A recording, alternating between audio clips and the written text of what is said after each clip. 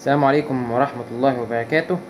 يا أهلاوية، اللي كان مستني الميركاتو النهاردة جه وقفل بصفقات قوية جدا. النهاردة هنفصل كل حاجة من أول صفقة لآخر قيد، مين دخل ومين طلع، هنشوف كل ده إن شاء الله. وهل الصفقات دي كفاية ولا لأ؟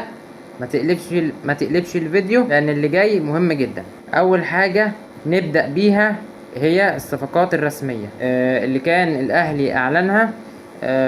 ومعانا اول واحد احمد سيد زيزو. ايوه، زيزو رجع من مصر بعد انتهاء عقده ووقع للاهلي في صفقة انتقال حر.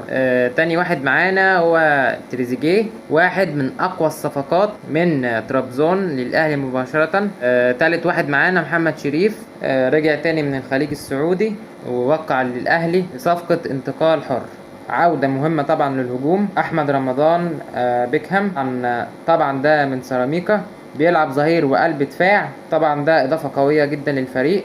خامس واحد ومعانا محمد شكري، باك شمال برضو من سيراميكا. سادس واحد محمد سيحة، طبعا ده شاب حارس من مستقبل واعد. سابع واحد معانا ياسين مرعي، قلب دفاع من فاركو، لاعب صاعد جدا. محمد علي بن رمضان، طبعا صفقة هامة في وسط الملعب. بالنسبة للعائد واللي مشي، مصطفى العش، طبعا ده العائد. الاهلي فعل بند الشراء بعد الاعاره. وعندنا اليو ديانج رجع رسميا بعد تعثر انتقاله الى الخارج. ندخل على اللي مشيوا.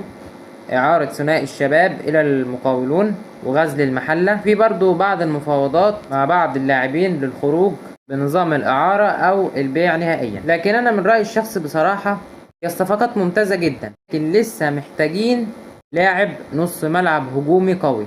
كده نكون خلصنا. قولوا لنا دلوقتي يا جماعه في الكومنتات مين الصفقه الاقوى من وجهه نظركم. اشترك في القناه وفعل زر الجرس، متنساش اللايك. والسلام عليكم ورحمه الله وبركاته.